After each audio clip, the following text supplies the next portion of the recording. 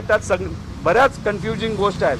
पण काय आहे, कुठंतरी या सरकारचं ठरलेलं आहे की विलंब करत राहायचं, लोक विसरून जातील. जसं एक महाराष्ट्र भूषण पुरस्कारमध्ये 14 गरीब माणसांचा मृत्यू झाला, SIT झालं, काय झालं पुढं?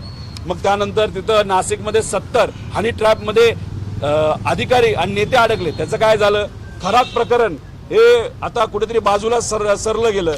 आणि आता भोंदू भागेश्वर बाबाचं प्रकरण त्या ठिकाणी सुरू झालं, त्यानंतर गायकवाडचं प्रकरण सुरू झालं.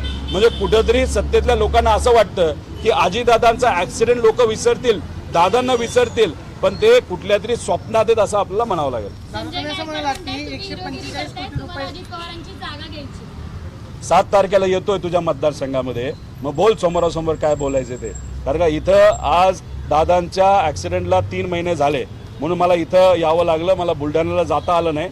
पण मी तिथं 7 तारखेला हे जिजाऊ मातेच्या भूमीमध्ये आणि अनेक मोठे संत, लेखिका शिंदेताई ज्यांनी महिला व पुरुष समानतासाठी त्या ठिकाणी ग्रंथ लिहिला, आणि याच महिलेचं ज्याचं नाव आपण सर्वजण आदराने त्या ठिकाणी घेतो, त्यांच्या शहरामध्ये हे जे कोणी महाशय आहेत गायकवाड, हे महिलांबद्दल खालच्या लेवलला जाऊन बोलतात, म्हणजे त्यात तलवारीचा उल्लेख करून वगैरे. म्हणजे हे महाराष्ट्राची दुर्दैवाने वस्तुस्थिती आज काय आहे हे बघून घ्या.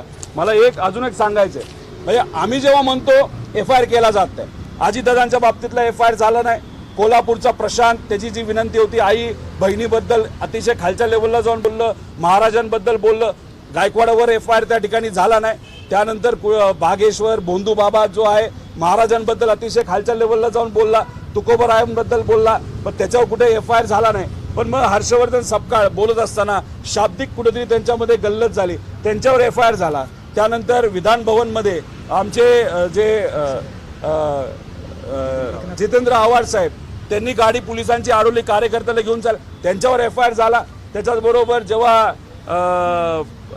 काय त्यांचं नाव, आपले खडसे साहेब यांच्याकडनं काय 3 शब्द गेले, चुकले असं आम्ही चुकले असतील तर काय FIR, मग तिथं FIR होतो आणि इथं FIR होत नाही. आम्ही ट्रम्पचं कार्ड, खोटं कार्ड या देशामध्ये करू शकतो असं ओपन चॅलेंज त्या ठिकाणी केलं होतं की हे होऊ शकतं आणि हे चुकीचं आहे, आणि आमच्या FIR त्या ठिकाणी झाली.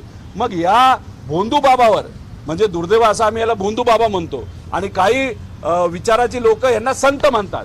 म्हणजे संत परंपरेवर एक तो घुसखोरी होती चुकीच्या विचाराची, त्या संत परंपरेच्या एका मोठ्या संतांवर, तुकोबारायांवर हा भोंदू काय असेल नाव, काय बागेश्वर, जर खालच्या लेवलला जाऊन बोलत असेल त्याच्यावर कारवाई होत नाही. ह्यांना तुम्ही संत म्हणून नागपूरमध्ये कार्यक्रम घेता, हे दुर्दैवी गोष्ट आहे. जो महाराजांबद्दल असा बोलतो, मला खरं तर एक सामाजिक कार्यकर्ता म्हणून लोकांना विनंती करायची, तुम्ही जर ह्या गोष्टी सहन करत राहिला तर मग हे आपल्या हाताबाहेर जाणार आहे. उद्या जाऊन महामानवांचाच आदर या महाराष्ट्रामध्ये ठेवला जात नसेल तर गरिबांचा आदर या महाराष्ट्रामध्ये आणि महिलांचा आदर कसा ठेवला जाईल याचा विचार हा आपण सर्वांनी केला पाहिजे. दादा, तुम्ही जो CID तपास झाला पाहिजे अशोक खरात प्रकरणात म्हणताय, जादू टोण्याबद्दल हे बोलताय की महिला लैंगिक अत्याचाराचं प्रकरण पण CID कडे आलं पाहिजे असं वाटतं तुम्हाला?